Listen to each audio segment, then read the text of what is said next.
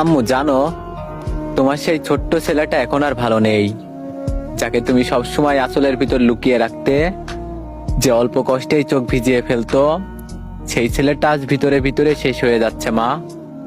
জানো আম্মু, এখন আর কষ্ট পেলে তোমার কাছে আসি না।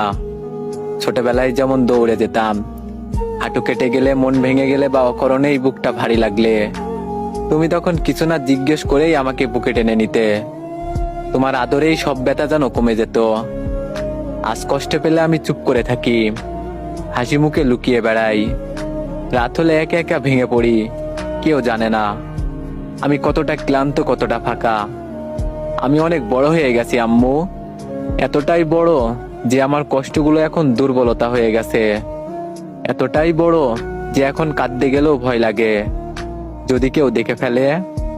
তোমার সেই ছোট ছেলেটা এখন শক্ত থাকার অভিনয় করে, দিনের পর দিন বোঝা বয়ে নিয়ে হাঁটে, কিন্তু কেউ দেখে না এই শক্ত মানুষটার ভিতরে একটা ভাঙা শিশুর কান্না আটকে আছে। মা, আমি ধ্বংসের পথে হাঁটছি।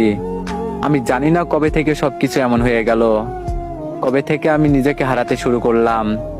আমি ভালো নেই আম্মু, আমি সত্যিই ভালো নেই। আজ খুব ইচ্ছে করছে আবার তোমার কাছে গিয়ে বলতে, মা একটু আদর করো, আমি খুব ক্লান্ত। কিন্তু ততক্ষণে আমি শুধু নীরবে বলি, আম্মু তোমার ছেলেটা আজও তোমাকে খুঁজে ফেরে।